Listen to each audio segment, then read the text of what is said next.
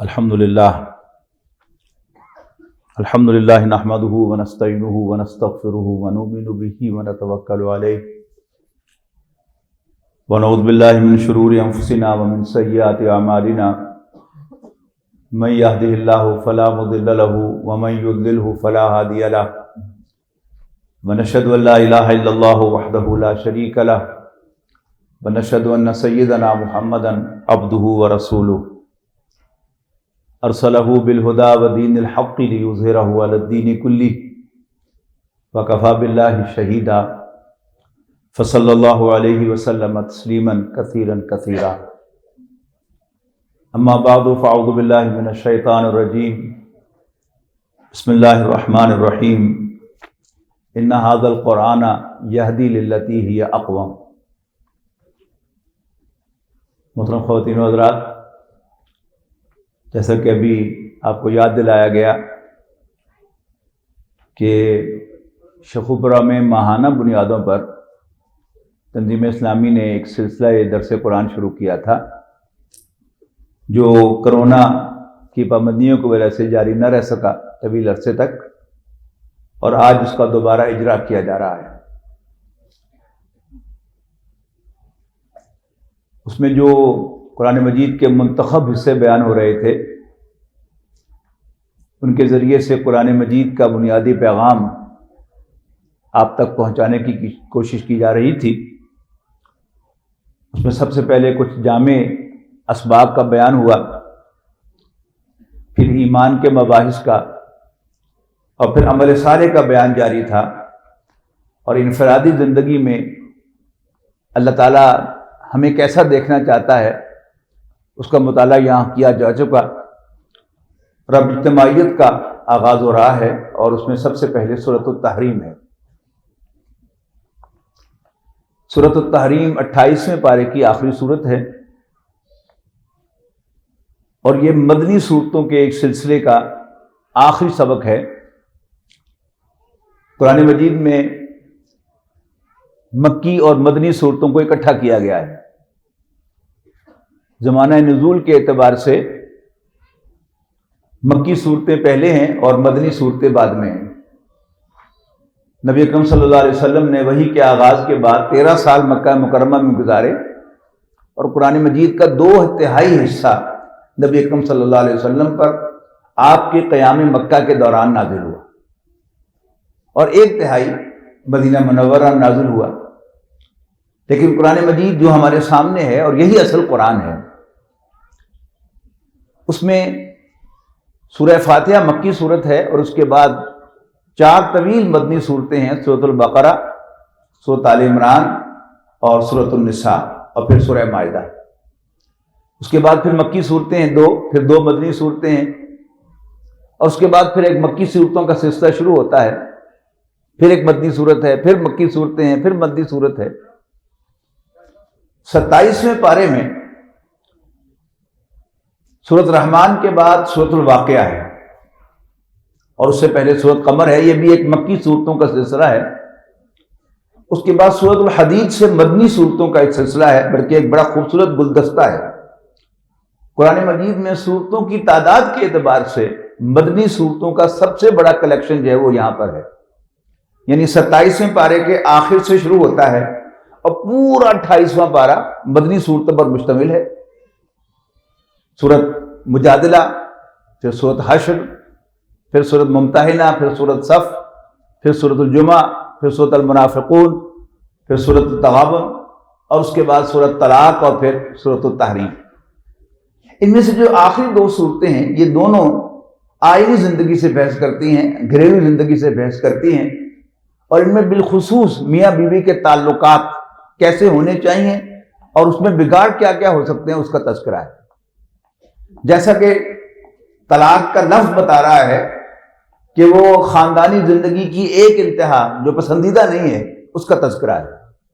وہ کیا ہے کہ جب میاں بیوی کے درمیان موافقت پیدا نہ ہو سکے، اور مرد اس نتیجے پر پہنچے کہ یہ گاڑی چلنے والی نہیں ہے، تو پھر اللہ تعالیٰ نے اس کو اختیار دیا ہے کہ وہ اس بندھن کو توڑ دے اور طلاق دے دے۔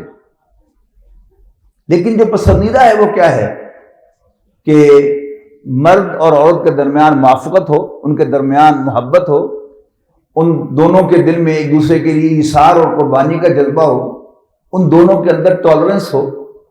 اگر یہ چیزیں ہوتی ہیں تو پھر گھر کی زندگی خوشگوار گزرتی ہے، اور اگر یہ چیزیں نہ ہوں تو پھر معاملہ بگڑتے بگڑتے بگڑتے طلاق تک جا پہنچتا ہے۔ گھریلو زندگی کو سمجھنے کے لیے اس تعلق کو بنیادی طور پر سمجھنا بہت ضروری ہے، اور اس سے بھی پہلے یہ سمجھنا ضروری ہے کہ ان دونوں کی نیچر اللہ تعالیٰ نے کیا بنائی ہے۔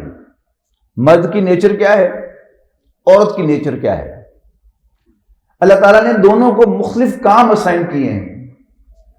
گھر کو مینیج کرنا اور گھر کو فائنانس کرنا یہ اللہ تعالیٰ نے مرد کے ذمہ لگایا ہے، اور بچوں کی پیدائش اور ان کی نگہداشت، ان کی پرورش اللہ تعالیٰ نے عورت کے ذمہ لگائی ہے، ماں کے ذمہ لگائی ہے۔ مینجمنٹ کے لیے ایک قوت فیصلہ چاہیے، مینجمنٹ کے لیے انسان کے اندر کوئی ٹھہراؤ چاہیے، تو اللہ تعالیٰ نے مرد کے اندر یہ دونوں صفات رکھی ہیں۔ جبکہ بچوں کی پرورش کے لیے شفقت درکار ہے، محبت درکار ہے، اور یہ شفقت و محبت ہے کہ جو اللہ تعالیٰ نے ماں کے اندر کوٹ کوٹ کر بھری ہے۔ ماں کی ممتا کا اس دنیا میں کوئی ثانی نہیں ہے، ایک یونیک صفت ہے جو اللہ تعالیٰ نے اسی میں رکھی ہے، اور بچے کی پرورش اسی میں ہوتی ہے۔ اللہ تعالیٰ نے عورت کو اس مقصد کے لیے جذباتی بنایا ہے، اور مرد کو اس کے مقابلے میں ایک فیصلہ اپنے اصول کے مطابق چلنا سکھایا ہے۔ آپ نے سنا ہوگا، اب تو خیر وہ بات بہت کم ہو گئی، کہ جب جوان بیٹا کوئی غلطی کرتا تھا، کوئی بہت بری حرکت کرتا تھا، تو باپ اس سے ناراض ہوتا تھا، 1 دن کے لیے، 4 دن کے لیے، ہفتے کے لیے، 10 دن کے لیے، 2 ماہ کے لیے، سال کے لیے۔ اور آپ کو ایسی بھی روایات مل جائیں گی کہ کسی بیٹے نے کوئی ایسی حرکت کی جس پر باپ ناراض ہوا، اس نے عمر بھر بیٹے سے بات نہیں کی، کہ کہا تھا ایک سبق سکھانے کے لیے باقیوں کو بھی کہ یہ ایک ایسی بری حرکت ہے کہ جس سے باپ ناراض ہو کر اس سے بول چال بند کر سکتا ہے، لیکن ماں ایسا نہیں کر سکتی۔ ماں اپنے بچے کو مارے گی بعد میں، پہلے خود بھی رو پڑے گی اور گلے لگا لے گی، اس کو ڈانٹے گی بعد میں، پہلے خود جو ہے وہ رونے لگے گی اور اس کو گلے لگائے گی۔ تو یہ ماں کا ایک خاص اللہ تعالیٰ نے مزاج بنایا ہے، اس کی ایک خاص نفسیات بنائی ہے، جس کی وجہ سے بچے کے لیے پرورش جو ہے اللہ تعالیٰ نے آسان بنائی ہے۔ اگر ہم مردوں کو بچے پالنے پڑ جائیں تو ہم تو مار مار کر ان کو حلیہ بگاڑ دیں، ماں ایسا نہیں کر سکتی۔ اس بنیادی فرق کو سمجھیں۔ اب اللہ تعالیٰ نے جو عورت کا مزاج بنایا ہے، جذباتی مزاج، میں اب اس کو کچھ مظاہر بھی آپ کو دکھانا چاہتا ہوں جس سے آپ کو یہ فرق بہت واضح ہو جائے گا۔ دیکھیے، جب گھر میں بہو لاتے ہیں بیٹے کے ماں باپ، اور اگر بیٹا اور بہو ہنسی خوشی آئیں جائیں، آنکھوں میں ایک دوسرے سے باتیں کریں، تو باپ بڑا خوش ہوتا ہے کہ میرے بیٹے کا گھر آباد ہو گیا، دونوں کے درمیان موافقت پیدا ہو گئی، الفت اور محبت پیدا ہو گئی۔ لیکن یہی چیز جو ہے وہ ماں کو پریشان کر دیتی ہے کہ میری بہو نے میرا بیٹا مجھ سے چھین لیا ہے۔ کیوں؟ وہ اپنے بیٹے سے والہانہ جذباتی محبت رکھتی ہے۔ باپ کو بھی اپنے بیٹے سے محبت ہے۔ صبح سے لے کر شام تک باپ جو محنت کر رہا ہے، کوئی کسی چلا رہا ہے، کوئی قلم چلا رہا ہے، کوئی بحث کر رہا ہے کورٹ میں کھڑے ہو کے، کوئی مریض دیکھ رہا ہے، کس کے لیے؟ اپنے بچے کے لیے، بچے کی تعلیم، بچے کی رہائش اور بچے کا مستقبل، یہ سب کچھ جو ہے اس کے لیے کرتا ہے باپ، لیکن سوچ سمجھ کر، اپنی سینسز میں رہ کر۔ لیکن ماں کو اللہ تعالیٰ نے جو والہانہ محبت دی ہے، اس کی وجہ سے وہ اپنے جذبات کے ہاتھوں مغلوب ہو کر بچے کو پالتی ہے، اور اسی کا نتیجہ ہے کہ وہ اپنے بیٹے کے لیے پوزیسو ہو جاتی ہے، اور اسے یہ گوارا نہیں ہوتا کہ اس کی بہو اس سے اس کا بیٹا چھین لے۔ حالانکہ وہ بیٹا چھین نہیں رہی ہوتی، لیکن ظاہر بات ہے کہ زندگی کا ایک نظام ہے جس کے تحت شادی کی جاتی ہے، ایک نیا گھر بسایا جاتا ہے، اور اس کا تقاضا کیا ہے کہ اب میاں بیوی جو ہے ان کے درمیان موافقت ہو اور اب وہ مل جل کر ایک نئی زندگی کا آغاز کریں. لیکن بہرحال اللہ تعالیٰ نے اس کی جو نیچر بنائی ہے اس کے تحت وہ ایسا نہیں کر سکتے. اگر ہمیں یہ بنیادی فرق سمجھ میں آ جائے تو پھر ہمارے لیے گھریلو زندگی بڑی آسان ہو جاتی ہے.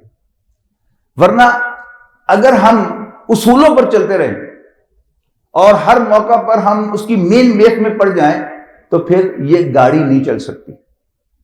اس کے لیے میں سمجھتا ہوں کہ ہم نے سے جو لوگ جنہوں نے سائنس پڑھی ہے وہ اس کو ذرا اور گہرائی کے ساتھ سمجھے کہ جتنے بھی زندہ اجسام ہیں، جانور ہوں یا پودے ہوں، ان کے جسم جو ہیں وہ خلیوں سے سیل سے بنتے ہیں، اور سیل کی ایک سیل وال ہوتی ہے، اس کے اندر پروٹوپلازم ہوتا ہے، اس کے اندر ایک نیوکلیس ہوتا ہے. نیوکلیس کے اندر اور بہت کچھ بھی ہے، اور کروموسوم بھی ہوتے ہیں اس کے اندر. اگر آپ نے نام سنا ہو تو یہ کروموسوم کیا ہے؟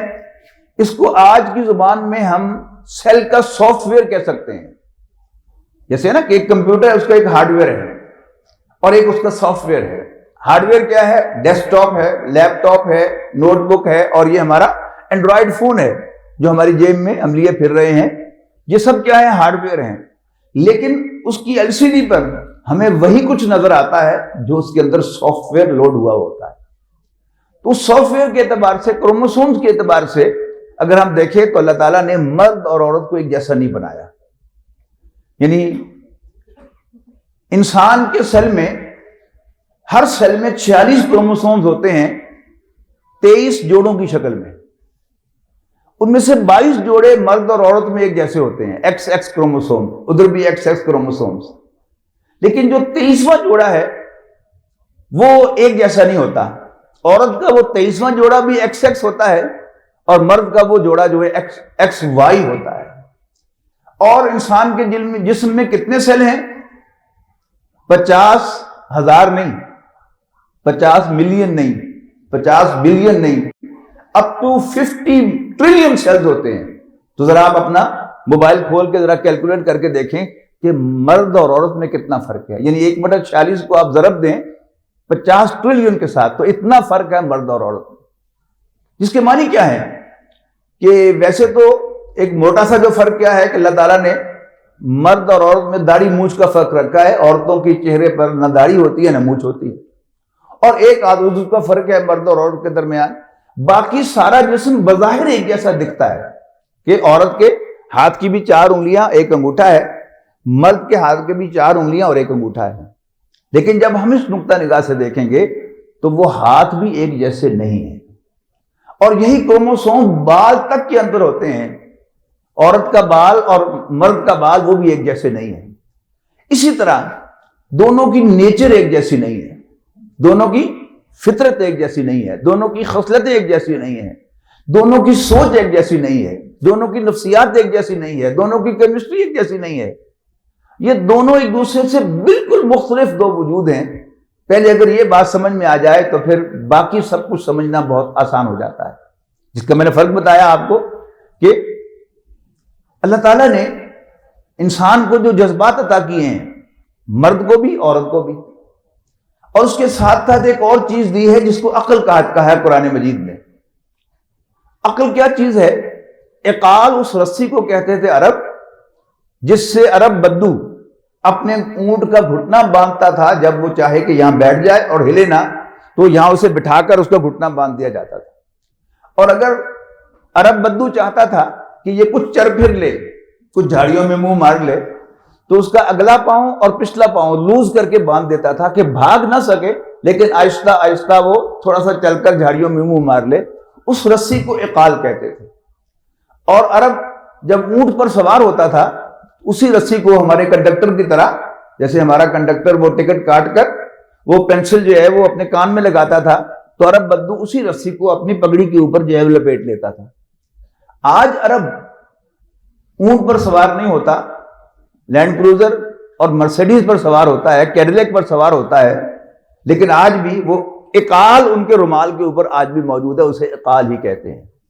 تو یہ سے گاڑی کے یہ 2 فنکشنز ہیں نا بنیادی. ایک ہے ایکسیلریٹر. آپ ایکسیلریٹر پریس کریں گے تو گاڑی اٹھے گی، چلے گی، بھاگے گی. اور آپ بریک کو پریس کریں گے تو گاڑی رکے گی۔ تو انسان کی شخصیت کے بھی یہ دو بنیادی اجزاء ہیں، ایک اس کے جذبات ہیں، انسان کی موومنٹ جذبات کی بنیاد پر ہوتی ہے، عقل کی بنیاد پر نہیں ہوتی۔ جیسے وہ کہا تھا اقبال نے کہ بے خطر کود پڑا آتش نمرود میں عشق، عقل ہے محو تماشا لب بام ابھی۔ تو انسان کا عقل مند ہونا، کیلکولیٹو ہونا، چوزی ہونا، کوشیس ہونا، یہ اس کو سست بناتا ہے کہ نہیں کروں کہ نہ کروں، کروں کہ نہ کروں، کروں کہ نہ کروں۔ لیکن جب انسان کے جذبات انسان پر حاوی ہوتے ہیں، اس کی عقل پر، تو پھر انسان جو ہے وہ جو کام اس کے سامنے آتا ہے وہ کر گزرتا ہے۔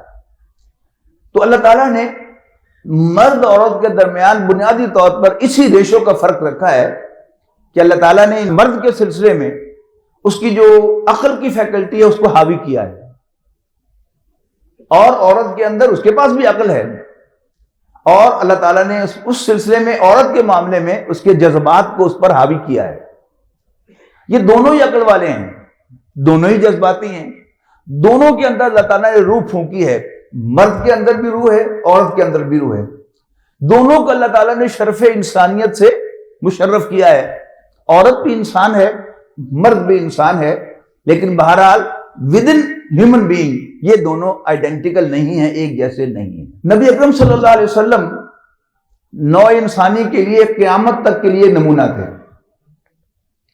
اور نبی اکرم صلی اللہ علیہ وسلم نے اپنی زندگی کسی پہاڑ کے غار میں یا کسی جنگل میں نہیں گزاری، آپ نے اسی معاشرے میں زندگی گزاری ہے، اور آپ نے متعدد شادیاں کی ہیں۔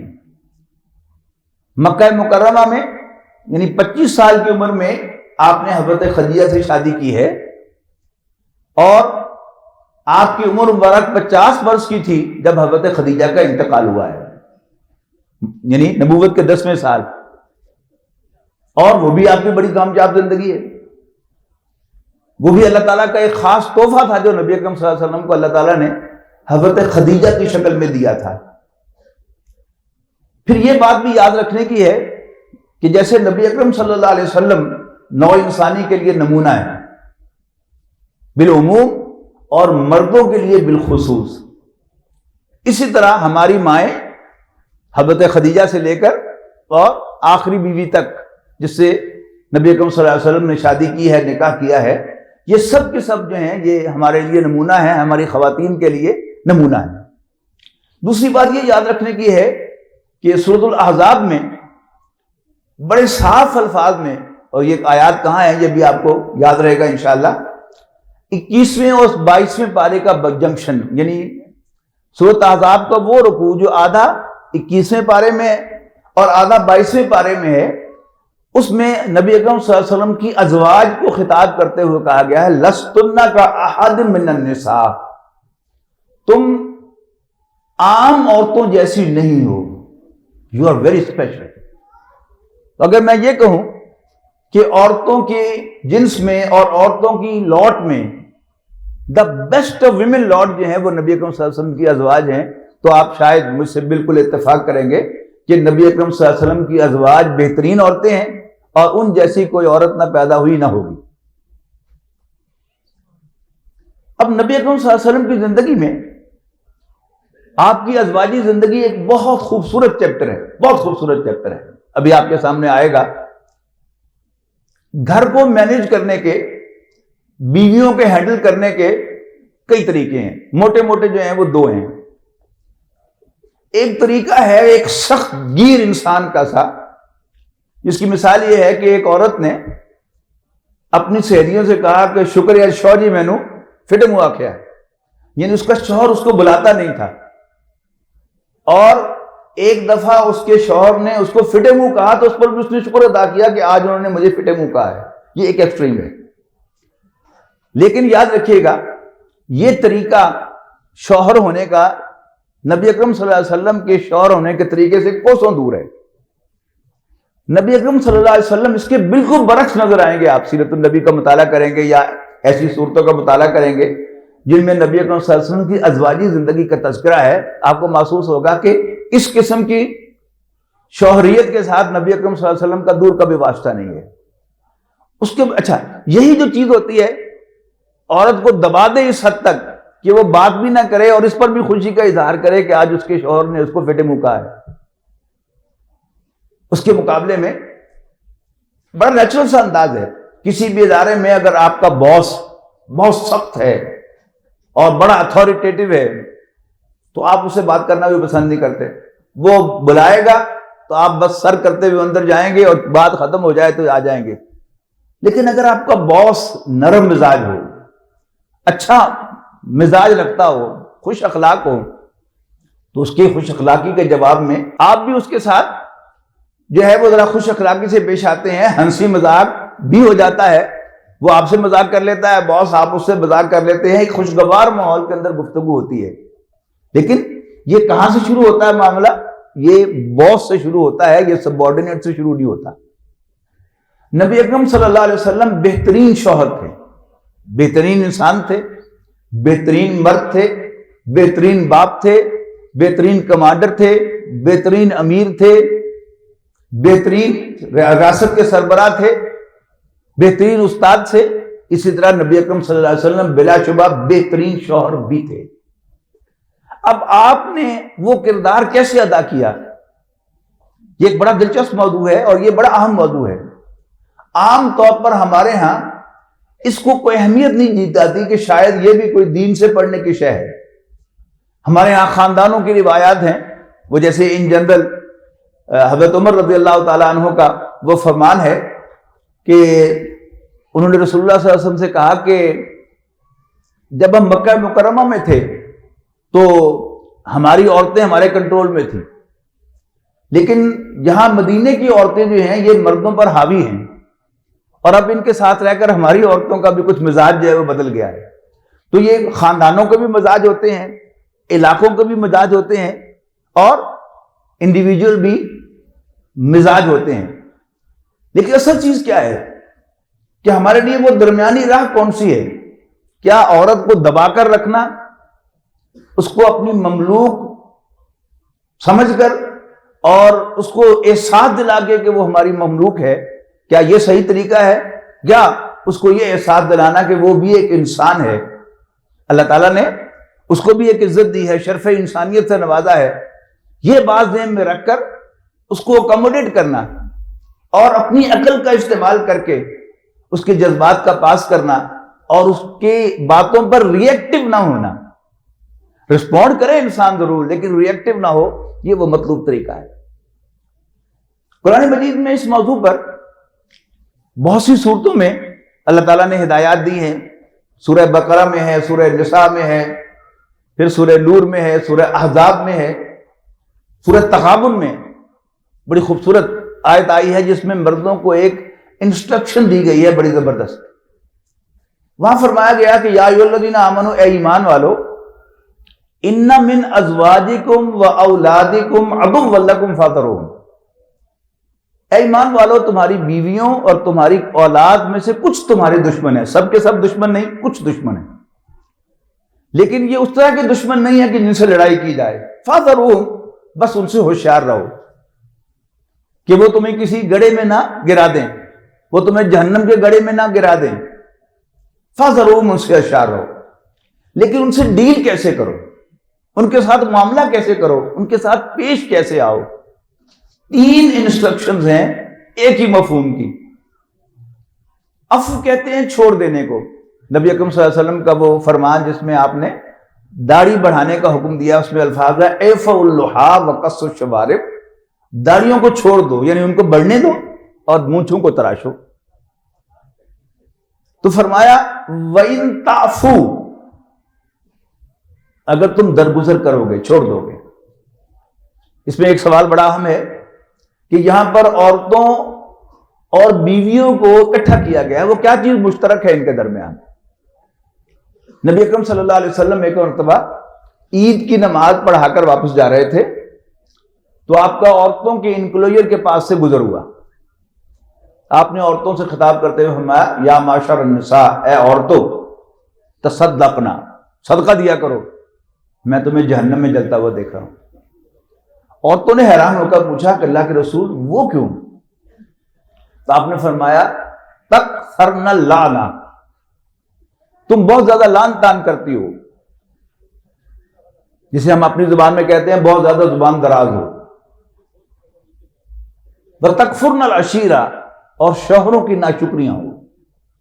یہ آپ کو سمجھ میں آئے گا بچوں کے حوالے سے، کیونکہ یہاں دونوں کو اکٹھا کیا گیا نا سورہ تغابن کی آیت میں کہ اِنَّ مِنْ أَزْوَاجِكُمْ وَأَوْلَادِكُمْ عَدُوًّا لَكُمْ، یقیناً تمہاری بیویوں اور تمہاری اولاد میں سے کچھ تمہارے دشمن ہے. ان میں کیا چیز مشترک ہے؟ آپ اپنے بچے کو بہترین کھلائیں، بہترین رہائش پرووائڈ کریں، اچھے اسکول میں پڑھائیں، اچھا ٹیوٹر رکھ کے دیں، مہنگے سے مہنگا کھلونا لا کر دیں اور پوری دنیا کی اس کو سیر کرائیں. لیکن اس کے باوجود اگر بچہ کبھی بگڑ جائے گا اور زبان کھول لے گا تو بس وہ بولتے چلا جائے گا. پھر اسی طرح عورت بگڑ جائے اور وہ زبان کھول لے تو وہ گھنٹوں بول سکتی ہے. دوسرا آپ نے فرمایا کہ تکفرن العشیرہ، تم اپنے شوہروں کی ناشکریاں ہو. یہ بھی بچے کے حوالے سے سمجھے کہ آپ نے بچے کو سب کچھ پرووائڈ کیا ہے اور کوئی اسے پوچھ لے، اس سے کہہ دے کہ بھائی تمہارے والدین تو بڑا اچھے ہیں، تمہارا بڑا خیال رکھتے ہیں، وہ اتنی لمبی لسٹ دے دے گا کہ انہوں نے میرے لیے کیا ہی کیا ہے، یہ نہیں دیا، یہ نہیں کیا، یہ نہیں کیا، یہ نہیں کیا، یہ نہیں کیا. بالکل اسی طرح آپ کے کسی عورت کے ساتھ 25 سال 30 سال بہت اچھے گزرے ہوں اور پھر کوئی ایک ایسا معاملہ آ جائے کہ جس پر وہ ناراض ہو جائے، تو اگر آپ اس سے یہ توقع نہیں رکھیں گے کہ وہ آپ سے کہہ دے کہ میں نے 25 سال تیرے گھر میں کوئی سکھ نہیں دیکھا، تو آپ کو بہت پریشانی ہوگی، غصہ آئے گا. لیکن اگر آپ کو حضور صلی اللہ علیہ وسلم کا یہ فرمان یاد آ جائے کہ آپ نے فرمایا تھا کہ عورت اپنے شوہر کی ناشکری ہے، تو پھر آپ کو غصہ نہیں آئے گا. آپ دل ہی دل میں کہیے صدق رسول اللہ صلی اللہ علیہ وسلم، اللہ کے رسول نے سچ فرمایا تھا، تو پھر غصہ نہیں آئے گا. غصہ نہیں آئے گا تو پھر آپ وہ بندوق نہیں چلائیں گے طلاق کی، یا لڑائی نہیں ہوگی، بلکہ آپ دل ہی دل میں خوش ہو جائیں گے، یار اللہ کے رسول نے تو مجھے پہلے بتا دیا تھا، یاد آ گیا مجھے، بس گاڑی چل پڑی. تو عورت بد زبانی کرے تو بھی آپ جانیں کہ اللہ کے رسول نے اس کا یہی تعارف کروایا تھا، اور اس کے ساتھ ہی مجھے اس کو لے کر چلنا ہے.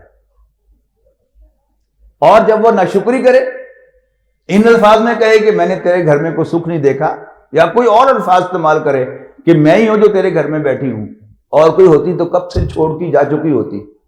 یہ سب کیا ہے؟ یہ ناشکری کے جسچرز ہیں. اور ایوری ناؤ اینڈ دین، اکثر و بیشتر ہمیں یہ الفاظ سننے پڑتے رہتے ہیں. لیکن اگر ہمیں اللہ کے رسول صلی اللہ علیہ وسلم کی وہ بات یاد نہ آئے گی تو پھر ہم اپنی بیوی سے بہت زیادہ مایوس ہو جائیں گے، اور اس کے 100 محاسن، اس کی 100 خوبیاں ہمیں بھول جائیں گی اور ہمیں اس پر غصہ آئے گا. قرآن مجید میں اللہ تعالیٰ نے فرمایا کہ وَإِن تَعْفُوا، اگر تم چھوڑ دو گے، وَتَصْفَحُوا، اور اگر تم چشم پوشی کرو گے. صفحہ ہے نا، یہ کاغذ ہے، ایک اس کا یہ صفحہ ہے، اس کا یہ صفحہ ہے. یہ صفحہ اس کو نہیں دیکھ سکتا اور یہ صفحہ اس کو نہیں دیکھ سکتا. تو صفحہ کیا ہے؟ چشم پوشی. انگریزی محاورے میں ٹرن اے بلائنڈ آئی، سنی انسنی کر دینا، دیکھی اندیکھی کر دینا. وَتَغْفِرُوا، اور تم معاف کر دو گے، forgive، فَإِنَّ اللَّهَ غَفُورٌ رَحِيمٌ، تو اللہ تعالیٰ بھی بخشنے والا مہربان ہے. کہ جب ہم ہاتھ اٹھاتے ہیں اپنے لیے تو کہتے ہیں ربنا ظلمنا انفسنا ربی انی ظلمت نفسی ظلما کثیرا لا یغفر الذنوب الا انت، یا اللہ میں نے اپنے اوپر بہت ظلم ڈھایا ہے اور تیرے سوا کوئی بخشنے والا نہیں ہے، لہذا تو میرے گناہوں کو بخش دے، اپنے خاص خزانہ فضل سے بخش دے. اگر ہم اللہ تعالیٰ سے یہ توقع رکھتے ہیں، امید رکھتے ہیں کہ اللہ تعالیٰ ہمارے گناہوں سے صرف نظر کرتے ہوئے ہمیں معاف کر دے گا، بخش دے گا، تو ہمیں اپنے چھوٹوں کے ساتھ بھی یہ معاملہ کرنا چاہیے. تب ہمارا منہ ہے کہ اللہ تعالیٰ سے ہم بخشش کی، مغفرت کی دعا مانگے. اور اگر ہم اپنے چھوٹوں کو معاف کرنے کے لیے، ان سے درگزر کرنے کے لیے تیار نہیں ہیں، تو پھر ہمارا کوئی منہ نہیں ہے کہ ہم اللہ تعالیٰ سے درخواست کریں کہ تو بھی ہمیں معاف کر دے. سورہ طلاق وہ طلاق سے بحث کرتی ہے کہ جو ایک ناپسندیدہ ماحول ہے گھر کا، اس کے نتیجے میں واقع ہوتی ہے. سورہ تحریم اس کا الٹ ہے. تحریم کے لفظی معنی ہے حرام کرنا.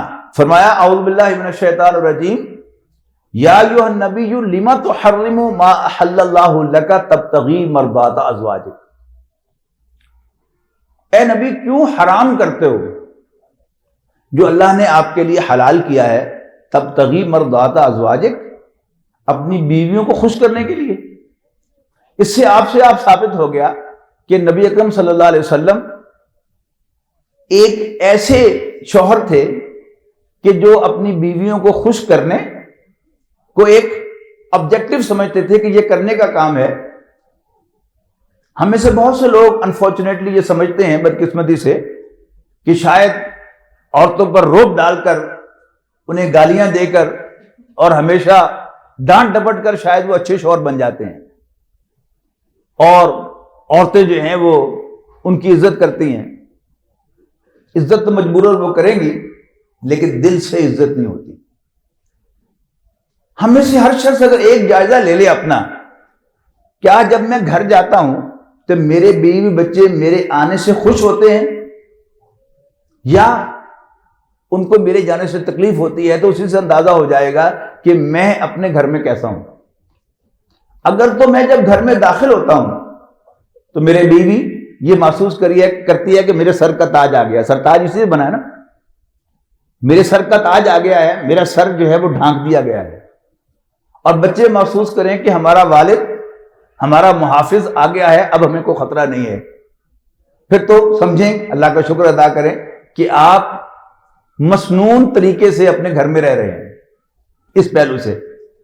اور اگر آپ یہ محسوس کریں کہ آپ کا گھر میں داخل ہونا آپ کے بیوی بچوں کے لیے پریشانی کا باعث ہے، اور اس کی ایکسٹریم صورت کیا ہے کہ بیوی بچے کونوں خدروں میں گھس جائیں، جل تو جلال تو آئی بلا کو ڈال تو، جل تو جلال تو آئی بلا کو ڈال تو ٹال تو کرتے ہیں، تو اس کا مطلب ہے کہ ہمارا رخ، ہمارا طرز زندگی صحیح نہیں ہے۔ تو نبی اکرم صلی اللہ علیہ وسلم کا وہ رخ تھا کہ آپ بیویوں کا خیال رکھتے تھے، آپ بیویوں کو خوش رکھنا اپنے پیش نظر رکھتے تھے۔ لیکن ایک معاملہ ایسا ہو گیا کہ جس میں وہ ایک لمٹ کراس ہو گئی، اس لیے کہ دو چیزیں ہیں، ایک ہے کسی حرام کو حلال کرنا، یہ زیادہ بڑا آفینس ہے، اور ایک ہے مباحات میں سے کسی چیز کو، جو جائز چیزیں ہیں ان میں سے کسی چیز کو نہ کھانا۔ ناپسندیدہ ضرور ہے لیکن بہرحال حرام نہیں ہے۔ اللہ تعالیٰ نے بہت سی چیزیں حلال کی ہیں، کچھ چیزیں آپ کو پسند ہیں، کچھ آپ کو پسند نہیں ہیں، کوئی آپ رغبت کے ساتھ کھاتے ہیں، کوئی رغبت کے ساتھ نہیں کھاتے۔ بہت سے کام ہیں حلال ہیں، جائز ہیں، مباح ہیں، کچھ کو آپ کرتے ہیں شوق کے ساتھ، کچھ کو نہیں کرتے۔ اس کو ذہن میں رکھیے گا۔ نبی اکرم صلی اللہ علیہ وسلم کو شہد بہت زیادہ پسند تھی۔ نبی اکرم صلی اللہ علیہ وسلم کا معمول یہ تھا کہ آپ رات کو باری باری اپنی ایک زوجہ کے پاس بسر کرتے تھے، لیکن عصر کی نماز کے بعد آپ ایک فلائنگ وزٹ تمام ازواج کی طرف کرتے تھے، 5-10 منٹ ان کے پاس بیٹھتے تھے، خیر خیریت دریافت کرتے تھے، گپ شپ لگاتے تھے، پھر اگلی زوجہ کے ہاں، پھر اگلی زوجہ کے ہاں، پھر اگلی زوجہ کے ہاں، پھر اگلی زوجہ کے ہاں۔ مسجد نبوی کے ارد گرد یہ سارے حجرے تھے، نبی اکرم صلی اللہ علیہ وسلم کے حجرات تھے۔ آپ کی ایک زوجہ محترمہ زینب بنت جحش رضی اللہ تعالی عنہا، ان کے ہاں کہیں سے ہدیہ آ گیا شہد کا، مغافیر کا شہد تھا، جس میں سے اس پھول کی ایک خاص سمیل ہے جو وہ آتی تھی۔ نبی اکرم صلی اللہ علیہ وسلم ان کے ہاں حسب معمول گئے تو حضرت زینب، جب آپ اٹھنے لگے، اپنا وہ معمول کا جو وقت آپ گزارتے تھے، گھڑی تو نہیں ہوتی تھی اس وقت، لیکن جو پرانے ہمارے بزرگ تھے، اگر آپ کو یاد ہو تو بغیر گھڑی کے ان کی کیلکولیشن بڑی صحیح ہوتی تھی۔ تو نبی اکرم صلی اللہ علیہ وسلم اپنا معمول کا ٹائم گزار کر جب اٹھ کے جانے لگے تو حضرت زینب نے کہا کہ اللہ کے رسول، میں آپ کو شہد کا شربت پیش کروں؟ آپ نے فرمایا ضرور۔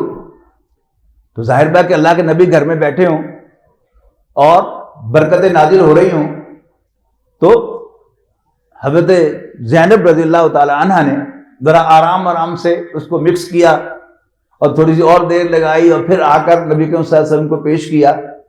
آپ نے وہ شربت پیا۔ اب حضور صلی اللہ علیہ وسلم بڑے کلٹیس آدمی تھے، بڑے مینرز والے آدمی تھے، ال مینرڈ آدمی نہیں تھے کہ ابھی آخری گھونٹ آپ نے پیا ہو تو پھر اٹھ کے آپ چلے جائیں۔ تو وہ شربت پیا، پھر کچھ دیر آپ ٹھہرے، اور پھر آپ اٹھ کر دوسری زوجہ محترمہ کے ہاں گئے، پھر ان کے پاس سے تیسری کے ہاں، چوتھی کے ہاں۔ تو جیسے میں نے کہا کہ گھڑیاں تو نہیں ہوتی تھیں، لیکن ان کی ٹائم کی کیلکولیشن بغیر گھڑی کے صحیح ہوتی تھی۔ اب حضرت زینب سے اٹھ کر جس زوجہ کے یہاں بھی گئے تو اس نے محسوس کیا کہ آج آپ کچھ تاخیر سے آئے ہیں۔ اگلے روز پھر یہی معاملہ ہوا، اگلے روز پھر یہی معاملہ ہوا۔ تو اب ان سب نے آپس میں کیا صلاح مشورہ کہ چکر کیا ہے کہ نبی اکرم صلی اللہ علیہ وسلم زینب بنت جہش کے ہاں کچھ زیادہ وقت گزارتے ہیں، اور یہ عورت کی نیچر کا ایک بڑا خاص پہلو ہے جس کو اگر ہم نہیں سمجھیں گے تو بھی ہم پریشان ہوں گے۔ وہ کیا ہے کہ جیسے میں نے عرض کیا کہ نبی اکرم صلی اللہ علیہ وسلم کی ازواج بہترین خواتین ہیں، ان سے بہتر خواتین پیدا نہیں ہوئی، لیکن ان کا معاملہ بھی کیا ہے کہ سوکن انہیں بھی برداشت نہیں ہے۔ اس کا جو سب سے بڑا واقعہ ہے جو اس بات کو سمجھانے کے لیے کافی ہے شاید، کہ نبی اکرم صلی اللہ علیہ وسلم عمر بھر حضرت خدیجہ کو یاد کرتے رہے۔ وہ پہلی بیوی تھی نبی اکرم صلی اللہ علیہ وسلم کی۔ حضرت عائشہ رضی اللہ تعالیٰ عنہ جو اس وقت بیویاں تھیں ان میں سے سب سے زیادہ پسندیدہ بیوی حضرت عائشہ تھی، لیکن حضرت عائشہ کو حضرت خدیجہ کا تذکرہ پسند نہیں تھا۔ وہ نبی اکرم صلی اللہ علیہ وسلم سے جب بھی حضرت خدیجہ کی تعریف سنتی تھی تو پھر کوشش کرتی تھی کہ میں بھی خدیجہ کی طرح اور حضور صلی اللہ علیہ وسلم کے قریب ہو جاؤں، آپ کے دل میں جگہ بناؤں تاکہ انہیں خدیجہ بھول جائے۔ ایک دن انہوں نے دل کی بات کہی دی، نبی اکرم صلی اللہ علیہ وسلم نے حضرت خدیجہ کو یاد کیا تو حضرت عائشہ رضی اللہ تعالی عنہا نے کہا اللہ کے رسول مجھ میں کیا کمی ہے کہ ابھی تک آپ کو وہ یعنی ایک برے نام سے پکارا چھوٹے قد والی یاد آتی ہے؟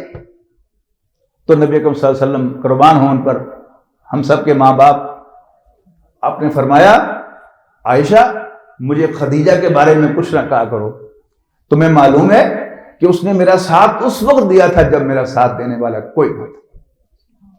تو احسان مندی ایک اعلیٰ وصف ہے، شکر گزاری، تو یہ اعلیٰ وصف نبی اکرم صلی اللہ علیہ وسلم سے بڑھ کر کس میں ہو سکتا تھا؟ حضرت خدیجہ رضی اللہ تعالی عنہ کی عمر 40 برس تھی، 2 دفعہ کی بیوہ تھی، لیکن نبی اکرم صلی اللہ علیہ وسلم کے دل میں انہوں نے مقام پیدا کیا۔ کس طرح کہ خدیجہ نے میرا ساتھ اس وقت دیا جب میرا ساتھ دینے والا کوئی نہ تھا۔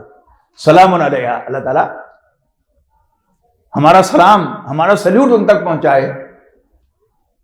کیا بندی اللہ تعالیٰ نے پیدا کی تھی، مکے کی سب سے مالدار خاتون، اور وہ غار حرا 1000 فٹ کی بلندی پر، وہاں جا کر نبی اکرم صلی اللہ علیہ وسلم کو کھجوریں، ستو اور زمزم پہنچا کے آیا کرتی تھی۔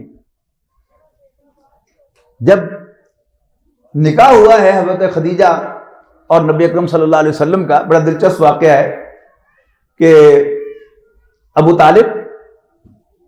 طالب کے دونوں بھائی حضرت عباس اور ابو لہب اور ان کی بہن حضرت صفیہ بنت عبد المطلب رضی اللہ تعالی عنہ، یہ گئے شادی کے لیے، نکاح ہو گیا اور اس کے بعد سب لوگ گھروں کو جانے لگے تو حضور صلی اللہ علیہ وسلم بھی بڑی سادگی کے ساتھ ابو طالب کے پیچھے پیچھے اٹھ کے جانے لگے۔ تو حضرت خدیجہ رضی اللہ تعالی عنہا نے نبی اکرم صلی اللہ علیہ وسلم کو خطاب کر کے کہا، اپنے گھر کی طرف اشارہ کر کے، الا بیتک، اپنے گھر چلیے، فبیتی بیتک، میرا گھر ہی آپ کا گھر ہے، وانی جاریتک، اور میں آپ کی لونڈی ہوں۔ اور واقعتاً اس اللہ کے بندی نے لونڈی بن کر دکھایا ہے، اپنا سارا مال نبی اکرم صلی اللہ علیہ وسلم کے قدموں میں نچھاور کیا ہے، لیکن نبی اکرم صلی اللہ علیہ وسلم نے بھی پھر حق ادا کیا ہے کہ عمر بھر ان کو یاد رکھا ہے۔ تو یہ ہے وہ سوکناپا، یعنی اگر ہم میں سے کسی کی 2 یا 2 سے زائد بیویاں ہوں اور وہ یہ یاد نہ رکھے گا کہ عورت کی ایک کمزوری ہے سوکناپے کو برداشت نہیں کرتی تو اس کو پریشانی ہوگی، اگر وہ اس کو ایک حقیقت کے طور پر تسلیم کر لے گا تو بڑی آسانی ہوگی۔ اب حضور صلی اللہ علیہ وسلم کی باقی ازواج نے ذرا سر جوڑ کر بیٹھی اور یہ طے کیا کہ کوئی ایسی بات سوچو کہ جس کی وجہ سے نبی اکرم صلی اللہ علیہ وسلم کو زینب بنت جہش کے ہاں شربت پینے سے روکا جائے۔ نبی اکرم صلی اللہ علیہ وسلم جب حضرت زینب بنت جہش سے اٹھ کر اگلی بیوی کے ہاں گئے تو انہوں نے کہا اللہ کے رسول آپ کے منہ سے کچھ بدبو آ رہی ہے۔ تو نبی اکرم صلی اللہ علیہ وسلم نے سوچا کہ ایسی کوئی چیز تو میں نے نہیں کھائی، ہاں زینب کے ہاں میں نے وہ مغافیر کے شہد کا شربت پیا ہے۔ اگلی بیوی کے ہاں گئے، پھر انہوں نے یہی کہا، پھر گئے تو اس نے بھی یہی کہا۔ تو ایک بیوی سے نبی اکرم صلی اللہ علیہ وسلم نے کہا کہ کسی سے تذکرہ نہ کرنا، بس میں آئندہ شہد پھر نہیں کھایا کروں گا، اگر شہد سے میرے منہ سے اسمیل آتی ہے، آپ کو چونکہ بدبو سے نفرت تھی، خوشبو سے رغبت تھی، آئندہ میں شہد نہیں کھایا کروں گا۔ لیکن آپ نے یہ فرمایا کہ کسی سے ذکر نہ کرنا۔ لیکن اتنی بڑی کامیابی ہو کہ کوئی عورت اپنے شوہر کو سوکن کی طرف جانے سے روکنے میں کامیاب ہو جائے، تو اس خوشی میں انہوں نے ایک اور بیوی سے کہہ دیا، دسی کسی نے نہ، اللہ کے رسول نے کہہ دیا ہے کہ اب آئندہ شہد نہیں کھائے۔ اب اللہ کے رسول پر وحی بھی تو آتی تھی نا، اس کا ذکر آگے آئے گا۔ یہاں صرف اس کا ذکر ہے کہ یا ایھا النبی لما تحرم ما احل اللہ لک، اے نبی صلی اللہ علیہ وسلم کیوں حرام کرتے ہیں اس چیز کو جو اللہ نے آپ کے لیے حلال کی ہے؟ تبتغی مرضات ازواجک، بیویوں کو خوش کرنے کے لیے، واللہ غفور الرحیم، لیکن کیونکہ ایسا کوئی نہیں ہے، اللہ تعالیٰ بخشنے والا مہربان ہے، رحم فرمانے والا ہے۔ اس کے بعد ایک اصولی بات کہی، قد فرض اللہ لکم تحلۃ ایمانکم، اللہ تعالیٰ نے تم پر فرض کر دیا ہے ایسی قسموں کا کھولنا جو کسی جائز کام کو چھوڑنے کے لیے ہوں یا پسندیدہ کام کو ترک کرنے کے لیے ہوں۔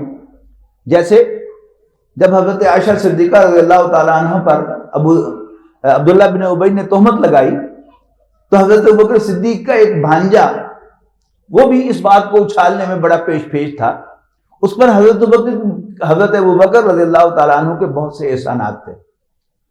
تو حضرت ابوبکر کو فطری طور پر غصہ آیا، تو آپ نے قسم کھائی کہ آئندہ میں تیری کوئی خدمت نہیں کروں گا۔ اور یہ ہم سب ایسے ہی کرتے ہیں، پھر ہمارے الفاظ کچھ اور ہوتے ہیں، کہ میں حرامدہ ہوں، مجھے مڑ کے کام کر دے۔ تو حضرت ابوبکر نے قسم کھائی کہ میں آئندہ تمہاری کوئی خدمت نہیں کروں گا۔ تو باقاعدہ سورہ نور میں جہاں واقعہ عفق کا حضرت عائشہ پر الزام کا ذکر ہے، وہاں باقاعدہ کہا گیا کہ جن لوگوں پر اللہ کا فضل ہے وہ قسم نہ کھائیں اس پر کہ وہ آئندہ کوئی خیر کا کام نہیں کریں گے۔ تو باقاعدہ حضرت ابوبکر نے کفارہ ادا کیا، قسم توڑی اور کفارہ ادا کیا۔ تو یہاں ایک جنرل حکم دے دیا گیا، قد فرض اللہ لکم تحلۃ ایمانکم، اللہ تعالیٰ نے تم پر فرض کر دیا ہے تمہارا ان قسموں کو کھولنا جو تم اچھے کاموں کو چھوڑنے کے لیے کرو۔ واللہ مولاکم، اللہ تمہارا سرپرست ہے، آقا ہے، مولا ہے، وہ العلیم الحکیم، اور وہ علم والا، حکمت والا ہے۔ اب وہ اصل بات آ رہی ہے، وَإِذْ أَسَرَّ النَّبِيُّ إِلَىٰ بَعْضِ أَزْوَاجِهِ حَدِيثًا، اور یاد کرو کہ جب اللہ کے نبی صلی اللہ علیہ وسلم نے اپنی بیویوں میں سے کسی سے کوئی راز کی بات کہی، فلما نبات بھی، لیکن جب انہوں نے اس راز کو افشا کر دیا، وَأَظْهَرَ اللَّهُ عَلَيْهِ، اور اللہ تعالیٰ نے حضور صلی اللہ علیہ وسلم کو وہ بات بتا دی، آپ پر ظاہر کر دی کہ آپ کی فلاں اہلیہ نے یہ آپ کا راز فاش کر دیا ہے۔ اب حضور صلی اللہ علیہ وسلم کی وہ کرٹسی دیکھیے، اخلاق دیکھیے۔ ایک انداز کیا ہے کہ جو ہی وحی آئی کہ آپ کی بیوی نے آپ کا راز فاش کر دیا ہے، تو آپ بلاتے ادراری، اس کو لائن حاضر کرتے، اس سے جواب طلبی کرتے، یہ کیا حرکت تم نے کی ہے؟ لیکن آپ کا اخلاق آپ کو اس کی اجازت نہیں دیتا تھا، لہذا آپ نے باتوں باتوں میں ایک تھوڑا سا اشارہ کیا کہ اس نے راز فاش کر دیا ہے، اور جس نے جرم کیا ہوتا ہے فوراً کانشیس ہوتا ہے۔ تو الفاظ بڑے خوبصورت ہیں، پڑھنے والے ہیں۔ فلما نبأت به وأظهر الله عليه عرف بعضه وأعرض بعض، آپ نے تھوڑا سا جتلایا، ایک پاسنگ ریمارکس جو ہے اس کے ذریعے سے ان پر واضح کیا کہ انہوں نے راز افشا کیا ہے۔ قالت، وہ کہنے لگی، من نبا کا ہذا، ایویں تنکڑے کے۔ اب یہ نہیں کہا حضور کی زوجہ محترمہ نے، ہماری ماں نے، کہ میں نے نہیں کیا۔ الفاظ پر غور کیجئے، جھوٹ نہیں بولا انہوں نے۔ اس میں صرف آپ اپنی گھریلو زندگی کے اعتبار سے لفظ ایویں ایڈ کر لیں، ایویں مسکراتے ہوئے تنکڑے کے۔ تو اللہ کے رسول صلی اللہ علیہ وسلم قال نبانی العلیم الخبیر، مجھے ایک علیم و خبیر نے خبر دی ہے، مجھے اللہ تعالیٰ نے وحی کیا ہے، اس طرح مجھے پتا چلا ہے۔ اس کے بعد وہی جو میں نے بنیادی بات کہی تھی کہ اگر کوئی افسر سخت مزاج ہے تو پھر کوئی غلطی ہو جائے گی تو ماتحت جو ہے فوراً ان رائٹنگ معافی مانگے گا، سوری یہ مجھ سے غلطی ہو گئی، میں معافی چاہتا ہوں۔ لیکن اگر افسر جو ہے اچھے مزاج کا ہو تو پھر ماتحت بھی کچھ لبرٹی لیتا ہے اور کچھ ذرا کھل جاتا ہے اس کے ساتھ، اور پھر جب فرینکنس اتنی زیادہ ہوتی ہے تو پھر معافی شافی مانگنا جو ہے بڑا تکلف سا معلوم ہونے لگتا ہے۔ اور نبی اکرم صلی اللہ علیہ وسلم کا وہ جو اخلاق تھا وہ اس کا تقاضا بھی نہیں کر رہا تھا کہ تم مجھ سے معافی مانگو، لکھ کر دو کہ تم آئندہ ایسی حرکت نہیں کرو گی، ایسی کوئی بات نہیں ہے۔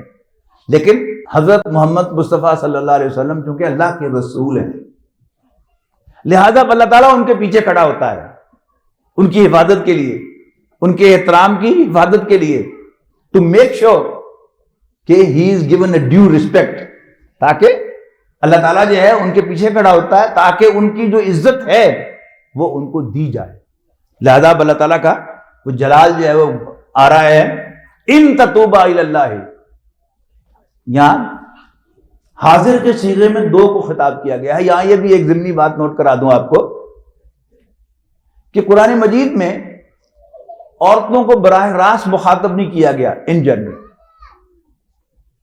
یا ایھا الذین آمنوا، اس میں چاہے مرد بھی آ جائیں عورتیں بھی آ جائیں، لیکن جہاں خاص خطاب ہو عورتوں سے اور مردوں سے، سورہ نور میں یہ آیا ہے کہ پہلے فرمایا قل للمؤمنین، اے نبی مومن مردوں سے کہہ دیجیے، اور پھر اگلی آیت میں وقل للمؤمنات، اے نبی مومن عورتوں سے کہہ دیجیے۔ تو یہاں نہ مردوں کو خطاب کیا نہ عورتوں کو۔ لیکن قرآن مجید کے دو مقامات ایسے ہیں کہ اللہ تعالیٰ نے ازواج مطہرات کو یہ شرف بخشا ہے کہ اللہ تعالیٰ نے انہیں سیکنڈ پرسن میں تم کہہ کر خطاب کیا ہے۔ ایک تو وہی مقام جس کا میں نے حوالہ دیا سورہ احزاب میں، وہ رکوع کے جو آدھا 21ویں پارے میں آدھا 22ویں پارے میں ہے، یہاں براہ راست کہا گیا یا نساء النبی جی۔ اس کے ساتھ جو آیت ہے اس میں کیا کہا گیا، یا ایھا النبی قل لازواجک و بناتک و نساء المؤمنین، اے نبی اپنی بیویوں، اپنی بیٹیوں اور مسلمان عورتوں سے کہہ دیجئے۔ لیکن ساتھ ہی ازواج مطہرات کو اللہ تعالیٰ نے شرف تخاطب بھی بخشا ہے، یا نساء النبی، اے نبی کی بیویوں، لستن کاحد من النساء، تم عام عورتوں جیسی نہیں ہو۔ لیکن بڑا فرق ہے، یعنی ایک ہے انسان ہونا، اس میں باپ اور بیٹا دونوں برابر ہیں، باپ بھی انسان ہے بیٹا بھی انسان ہے، لیکن مقام و مرتبے میں دونوں ہرگز برابر نہیں۔ باپ چھت پہ بیٹھا ہے تو بیٹا زمین پر کھڑا اپنے آپ کو محسوس کرے گا، لیکن جب نبی اور امتی کا تذکرہ ہوگا تو دونوں انسان ہیں، لیکن نبی جو ہے وہ آسمان پر بیٹھا ہوا نظر آئے گا اور امتی اپنے آپ کو زمین پر کھڑا ہوا پائے گا۔ اب چونکہ یہاں وہ شوہر جو ہے وہ کوئی عام شوہر نہیں ہے، وہ اللہ کے رسول ہیں، لہذا اللہ تعالیٰ اب عورتوں کو ڈائریکٹ خطاب کرتے ہوئے انہیں ڈانٹ ڈپٹ کر رہا ہے۔ یہ ایسے ہی ہے کہ جیسے دادا جو ہے وہ پوتوں کے سامنے اپنے بیٹے کو یعنی بچوں کے باپ کو ڈانٹ دے۔ باپ کے تو وہ بیٹے ہوتے ہیں لیکن پوتوں کے وہ باپ ہوتے ہیں، تو پوتا بڑا آکورڈ محسوس کرتا ہے۔ تو یہاں ہماری ماؤں کو اللہ تعالیٰ جو ہے وہ ذرا سختی کے ساتھ ڈانٹ ڈپٹ کر رہا ہے، ہمیں عجیب لگے گا، لیکن بہرحال چونکہ یہ اللہ کا کلام ہے اور اللہ تعالیٰ اپنے نبی کی رسپیکٹ کو سرٹن بنانا چاہتا ہے کہ اس کی رسپیکٹ میں کمی نہیں آنی چاہیے۔ کیا تھا؟ یعنی ہمارے خیال میں ایک چھوٹی سی بات ہے صرف کہ ایک راز جو ہے وہ بتا دیا کسی کو تو کون سا قیامت آ گئی؟ نہیں، اس سے اندازہ ہوتا ہے کہ شوہر کا راز جو ہے وہ بھی کتنا امپورٹنٹ ہے۔ قرآن مجید میں سورۃ النساء میں ارشاد ہوا کہ یا الرجال قوامون علی النساء، مرد عورتوں پر قوام بنائے گئے ہیں، مینیجرز، ان کی حفاظت کرنے والے، خاندانی نظام کو قائم رکھنے والا کون ہے؟ مرد ہے۔ بما فضل اللہ بعضهم علی بعض، جیسے اللہ تعالیٰ انسانوں کے ایک دوسرے پر فضیلت دیتا ہے۔ جیسے ایک مل کا مالک جو ہے وہ جس کو چاہتا ہے جی ایم بناتا ہے، جس کو چاہتا ہے سیلز کا شعبہ دیتا ہے، جس کو چاہتا ہے کلرک لگاتا ہے، جس کو چاہتا ہے گارڈ لگاتا ہے سیکیورٹی پر، مالک ہے نا۔ تو اللہ تعالیٰ اس کائنات کا مالک ہے، اس نے آؤٹ آف ہز پریروگیٹو، اس کا جو اختیار مطلق ہے، اس سے اس نے مردوں کو گھر کا سربراہ بنا دیا، گھر کا انچارج بنا دیا، وہ چاہتا تو عورتوں کو بنا دیتا۔ لیکن اب جو فرمایا کہ الرجال قوامون علی النساء، مرد عورتوں پر قوام ہیں، قائم رکھنے والے ہیں، بما فضل اللہ بعضهم علی بعض، جیسے اللہ تعالیٰ انسانوں میں سے بعض کو ایک دوسرے پر فضیلت دیتا ہے، وبما انفقوا من اموالہم، اور یہ کہ وہ اپنے مالوں میں سے خرچ کرتے ہیں۔ اس کے بعد بڑی عجیب بات کہی ہے جس کی عام طور پر ہم نے توجہ سے نہیں پڑھا اس کو، فالصالحات قانتات، پس نیک عورتیں کون ہیں؟ قانتات، اپنے شوہروں کی فرما بردار، حافظات للغیب، ان کی عدم موجودگی میں ان کی امانت کی حفاظت کرنے والی ہیں۔ سب سے بڑی امانت تو وہ ہے کہ جس کا آپ نے آخری خطبے میں ذکر کیا کہ عورتیں جو ہیں یہ اللہ تعالیٰ نے ان کو پسلی سے پیدا کیا ہے، ان کے مزاج میں کچھ ٹیڑھ ہے، تو live with it، اسی ٹیڑھ کے ساتھ زندگی گزارو۔ اگر ان کو تم زبردستی سیدھا کرنے کی کوشش کرو گے تو یہ ٹوٹ جائیں گے، اور تمہارا ان پر ایک ہی حق ہے کہ وہ تمہارے بستر کے پاس کسی دوسرے مرد کو نہ جانے دیں۔ بڑا خوبصورت اشارہ ہے عفت و پاک بازی کے لیے۔ لیکن یہاں اللہ تعالیٰ فرما رہا ہے پس نیک عورتیں کون سی ہیں؟ یہاں آپ غور کیجئے گا، اگرچہ عورت پر بھی نماز، روزہ، حج، زکوٰۃ فرض ہے، لیکن اس موضوع پر بات کرتے ہوئے نیک عورت کسے کہا ہے؟ فالصالحات قانتات، بس نیک عورتیں وہ ہیں کہ جو اپنے شوہروں کی فرما بردار ہیں، حافظات للغیب، اور ان کی عدم موجودگی میں ان کی امانت کی حفاظت کرنے والی ہیں۔ اب اس امانت کی حفاظت میں آپ پڑھیے تفاسیر میں، ان کی اولاد کی حفاظت، ان کے مال کی حفاظت، ان کی عزت و آبرو کی حفاظت، اور اس سیاق و سباق میں آپ پڑھیں گے سورۃ تحریم کے سیاق و سباق میں تو ان کے رازوں کی حفاظت۔ نبی اکرم صلی اللہ علیہ وسلم کی ایک حدیث بڑی پریشان کرتی ہے ہمیں، عورتوں کو ہم سے زیادہ، کہ نبی اکرم صلی اللہ علیہ وسلم نے ارشاد فرمایا کہ اگر کسی عورت کے شوہر کا کوئی زخم ہو جس میں سے خون اور پیپ بہہ رہا ہو تو عورت کو چاہیے کہ اس زخم کو بھی چاٹ لے۔ بڑا ایک جنسی آتی ہے بظاہر اس کے الفاظ سے، لیکن خون اور پیپ پینا جو ہے یہ تو حرام ہے۔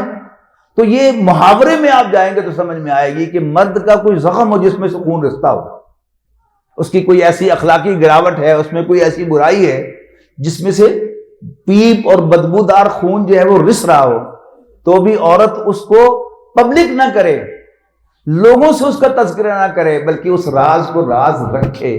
یہ کیا ہے؟ یہ نیک عورت کی علامت ہے۔ تو یہاں کیا کیا اللہ تعالیٰ؟ بڑا غضبناک ہو رہا ہے حضور کی ازواج پر، حضور صلی اللہ علیہ وسلم کے مقابلے میں، ان تتوبا الی اللہ۔ تو میں نے کہا نا کہ افسر اچھا ہو تو اس کے سامنے معافی مانگتے ہوئے شرم آتی ہے، اتنی فرینکنس ہے کہ اب باقاعدہ کھڑے ہو کر معافی مانگی جائے۔ تو اللہ تعالیٰ ان تتوبا الی اللہ فقط سغت قلوبکما، یہ سغت جو ہے یہ واحد مؤنث کا صیغہ ہے۔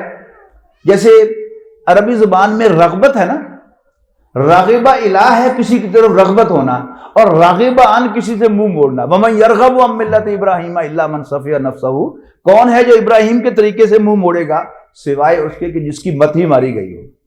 اسی طرح سغت جو ہے یہ عام طور پر یعنی رغبت کے الٹ ہے، یعنی انسان کی اورچن کسی چیز کی طرف سے دی نہ چاہنا۔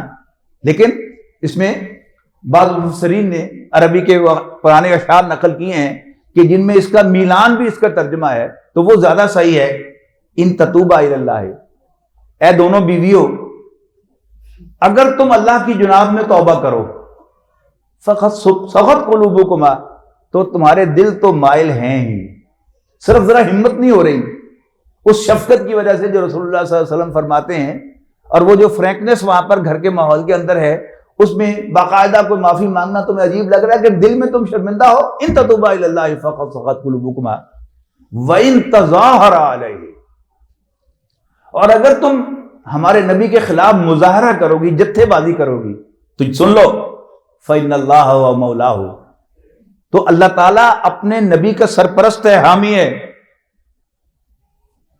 وجبریل، اور جبریل بھی اس کا حامی ہے. وصالح المومنین، اور نیک مومن مرد بھی نبی کے حامی ہے. تمہارا حامی کوئی نہیں ہوگا، کیونکہ وہ بڑی ایک نیچرل زندگی تھی، جیسے ایک عام زندگی ہوتی ہے. تو نبی اکرم صلی اللہ علیہ وسلم ایک موقع پر آپ کی ازواج نے ایک مظاہرہ کیا کہ مل کر جتھا بنا کر حضور صلی اللہ علیہ وسلم کی خدمت میں حاضر ہوئیں اور تقاضا کیا کہ اب ہر گھر میں بڑی وسعت ہے، آپ ہمارا بھی وظیفہ بڑھا دیں. تو نبی اکرم صلی اللہ علیہ وسلم نے اس پر اظہار ناراضگی فرمایا اور آپ نے طے کیا کہ میں 1 مہینے تک اپنی کسی بیوی کے پاس نہیں جاؤں گا. مسجد نبوی کی چھت پر ایک چبوترا بنایا گیا، اس میں آپ نے 1 ماہ قیام فرمایا. حضرت عمر رضی اللہ تعالیٰ عنہ کسی خاص کام سے ملنے کے لیے آئے تو باہر سے جو دربان تھا اس نے کہا کہ جی حضور صلی اللہ علیہ وسلم نے منع کیا ہے کہ کوئی ملنے نہیں آ سکتا ان کو. تو حضرت عمر نے باہر سے کہا اللہ کے رسول آپ یہ نہ سمجھیے کہ میں حفصہ کی سفارش کرنے آیا ہوں اپنی بیٹی کی، آپ حکم دیں گے تو میں حفصہ کا سر لے کر حاضر ہو جاؤں گا. یہ ہے صحابہ کرام. تو اگر تم مظاہرہ کرو گی، جتھے بازی کرو گی میرے نبی کے خلاف، تو سن لو فإن اللہ و مولاہ، اللہ اس کا حامی ہے. وہ جبریل اور جبریل اس کا حامی ہے. وصالح المومنین، اور نیک مسلمان ان کے حامی ہیں. والملائکۃ بعد ذلک ظہیر، اور سب سے بڑھ کر آن ٹاپ آف دیٹ سارے کے سارے فرشتے جو ہیں وہ بھی ان کے حامی ہیں. عصا ربہ ان طلقکن، اب سب کو مخاطب کر کے جمع کے صیغے میں فرمایا عصا ربہ ان طلقکن ان یبدلہ ازواجا خیرا منکن مسلمات مومنات قانتات تائبات عابدات سائحات ثیبات وابکارا. اور اگر اللہ کا نبی تمہیں طلاق دے دے تو اللہ تعالیٰ اپنے نبی کو تم سے بہتر بیویاں دلا سکتا ہے. کس کس اعتبار سے بہتر؟ بطور مسلمان، بطور مومن، بطور فرما بردار، توبہ کرنے والیاں، عبادت گزار اور روزے رکھنے والیاں، سیبات وابکارا. وہ شوہر آشنا بھی ہو سکتی ہیں یعنی مطلقہ یا بیوہ، اور وہ کنواریاں بھی ہو سکتی ہیں. اللہ تعالیٰ اپنے پیغمبر کو وہ بیویاں عطا کر سکتا ہے. اس پر وہ بنیادی مضمون جو تھا سورۃ تحریم کا وہ مکمل ہو گیا. لیکن چونکہ یہ آئلی زندگی سے بحث کر رہی ہے لہذا آئلی زندگی کے بارے میں ایک عام انسٹرکشن تمام مسلمانوں کے لیے وہ یہاں پر ساتھ جوڑ دی گئی کہ یا ایھا الذین آمنوا قوا انفسکم واہلیکم نارا، اے ایمان والو اپنے آپ کو اور اپنے اہل و عیال کو ایسی آگ سے بچاؤ جس کا ایندھن بنیں گے انسان اور پتھر. علیہا ملائکۃ غلاظ شداد، ان پر ایسے فرشتے مقرر کیے گئے ہیں جو بڑے سخت دل ہیں اور بڑے روڈ ہیں. لا یعصون اللہ ما امرہم، جو بھی اللہ انہیں حکم دے گا اس کی نافرمانی نہیں کریں گے. یعنی ہمارا کوئی بچہ، ہماری بیوی کسی وجہ سے خدا نہ خواستہ جیل میں چلی جائے تو ہم کوشش کریں گے کہ جیلر سے رابطہ کر کے اس کو کچھ فیسلٹیز دلوائی جائیں. لیکن کوئی فرشتہ ایسا نہیں ہے کہ جو اللہ تعالیٰ نے جو سزا اس کو سنائی ہے اس میں کوئی کمی کرے. وَيَفْعَلُونَ مَا يُؤْمَرُونَ، اور وہی کچھ کریں گے جس کا انہیں حکم دیا جائے گا.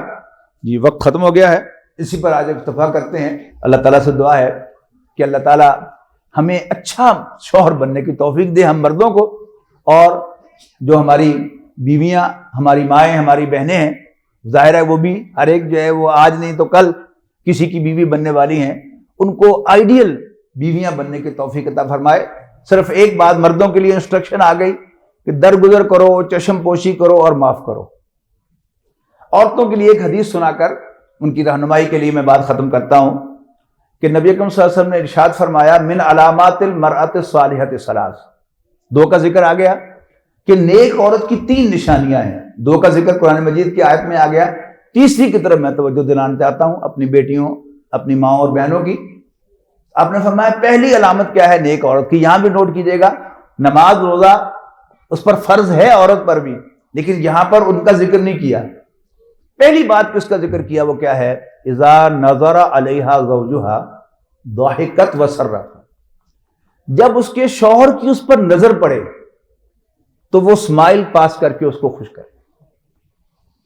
میں افسوس کے ساتھ کہہ رہا ہوں کہ عام ہمارا جو چل رہا ہے روٹین وہ کیا ہے کہ کوئی خاتون بڑے اچھے اخلاق کی، ساری دنیا اس کی تعریف کر رہی ہوگی کہ بڑی اچھی ہے، بڑی چیئرفل ہے، بڑی ہنسمکھ ہے، لیکن اپنے شوہر کو کاٹنے کو دوڑتی ہے، حالانکہ اس کی اسمائل کا، اس کے اچھے مزاج کا سب سے زیادہ حقدار جو ہے اس کا شوہر ہے۔ تو 3 علامتیں آپ نے بیان فرمائی۔ پہلی، اذا نظر علیہا زوجہا ضحکت وسرت۔ میں جب بھی یہ بیان کرتا ہوں تو مجھے بیوی کے ذریعے سے بات ملتی ہے تو عورتیں کہتی ہیں کہ جی مرد بھی تو اچھے ہوں تو پھر ہے نا، وہ اس قابل بھی ہو کہ ان کو اسمائل پاس کی جائے، تو باقی جن لوگوں کے ساتھ، مردوں اور عورتوں کے ساتھ وہ مل رہی ہیں، خوشی خوشی مل رہی ہیں، ہنسمکھ طریقے سے مل رہی ہیں، کیا وہ ان کے معیار پر پوری اترتی ہیں دوسری عورتیں یا مرد؟ اصل بات کیا ہے کہ نبی اکرم صلی اللہ علیہ وسلم کو دل سے اپنا پیشوا مان لیجئے، اپنا رہنما مان لیجئے، اپنا محسن مان لیجئے۔ ان سے زیادہ محسن انسانیت کا کوئی نہیں ہے، نہ مردوں میں سے، نہ عورتوں میں سے، نہ مردوں کا محسن، نہ عورتوں کا محسن، نہ بوڑھوں کا محسن، نہ بچوں کا محسن، وہ رسول اللہ صلی اللہ علیہ وسلم ہے۔ بس ایک ہفتہ اس پر عمل کر کے دیکھیں کہ جب بھی ان کا شوہر گھر آئے، شکایات ہوتی ہیں دن بھر جو ہے وہ، آپ مرد کام پہ چلا گیا، عورت نے اکیلے گھر سنبھالا، ایک بچے کو بخار تھا، دوسرے نے پوٹی کر دی، بجلی بند تھی، پانی نہیں تھا، پھر موٹر جل گئی، یہ 100 قسم کے مسائل ہیں جو سارا دن لے کے بیٹھی ہے۔ بس صرف کیا ہے کہ اس کا جذباتی پن جو ہے وہ اس کو ابھارتا ہے کہ مرد کو دروازے پر یہ ساری باتیں بتائی جائیں کہ سارا دن تو یہ کرو گے، بچہ ہی نہیں، یہ تھا، وہ تھا، وہ تھا، وہ تھا۔ بس اس کو تھوڑا سا سنبھال کے رکھیں، اپنے شوہر کو ویلکم کریں اسمائل کے ساتھ، اور خاص طور پر اس دور میں جہاں دوسری عورت آپ کے علاوہ جو آپ کے شوہر کو مل رہی ہے وہ اسمائلز پاس کر رہی ہے، وہ ہنسی خوشی اس کو مل رہی ہے، اور اس کو اچھی کون لگے گی؟ آپ لگیں گی یا وہ دوسری عورت لگے گی؟ بس اس کو اپنے ذہن میں رکھیے اور نبی صلی اللہ علیہ وسلم کے اس کے فرمان پر عمل کیجئے، اور مرد جو ہیں وہ اس فرمان پر عمل کریں کہ وَإِن تَعْفُوا وَتَصْفَحُوا وَتَغْفِرُوا۔ جب عورت بول بلارا کرے تو نکل جائیں وہاں سے، اور اگر ناشکری کرے تو اللہ کے رسول کے فرمان کو یاد کریں کہ اللہ کے رسول نے یہ فرمایا تھا، پہلے ہی مجھے بتا دیا تھا مجھے کہ عورت جو ہے یہ ناشکری ہے، تو پھر انشاءاللہ غصہ نہیں آئے گا، تو آپ محسوس کریں گے کہ آپ کا گھر انشاءاللہ جنت کا نقشہ پیش کرنے لگے گا۔ بارک اللہ لی ولکم فی القرآن العظیم ونفعنی وإیاکم بالآیات والذکر الحکیم۔ الحمدللہ رب العالمین والعاقبۃ للمتقین والصلاۃ والسلام علی رسولہ الکریم۔ ربنا اغفر لنا ذنوبنا وکفر عنا سیئاتنا وتوفنا مع الابرار۔ اللهم انا نسألك الهدى والتقى والعفاف والغنى۔ اللهم اشف مرضنا ومرضى المسلمين، اذهب الباس رب الناس، فاشف انت شافی لا شفاء الا شفاؤک شفاء لا یغادر سقما۔ یا اللہ ہمیں سچا پکا مسلمان بنا۔ یا اللہ نبی اکرم صلی اللہ علیہ وسلم کے اللہ کے رسول ہونے پر، اپنا رہنما ہونے پر، اپنا محسن ہونے پر ہمارے دلوں میں یقین پیدا کر۔ یا اللہ ہم مردوں کو قرآن مجید کی ان 3 ہدایات پر عمل کرنے کی توفیق دے، اور ہم میں سے عورتوں کو اے اللہ نبی اکرم صلی اللہ علیہ وسلم کی فرمان کے مطابق نیک عورتیں بننے کی توفیق عطا فرما۔ یا اللہ ہمارے گھروں پر اپنی رحمت نازل فرما۔ یا اللہ ہمارے بچوں کی حفاظت کر، ہمارے بڑوں کی حفاظت کر، ہمارے بوڑھوں کی حفاظت کر، ہمارے جوانوں کی حفاظت کر، ہمارے مردوں کی حفاظت کر، ہماری عورتوں کی حفاظت کر۔ یا اللہ یہ ملک جو تو نے اپنے فضل و کرم سے ہمیں عطا کیا تھا، تو ہی اس کی حفاظت فرما، اس کے دریاؤں، اس کی نہروں، اس کی گلیوں، اس کے بازاروں، اس کی سڑکوں، اس کی شاہراہوں، اس کے پہاڑوں، اس کے میدانوں، یا اللہ سب کی حفاظت فرما۔ ربنا تقبل منا انک انت السمیع العلیم وتب علینا انک انت التواب الرحیم، وصلی اللہ تعالی علی رسولہ خیر خلق محمد وآلہ وصحبہ اجمعین برحمتک یا ارحم الراحمین۔ بہت شکریہ۔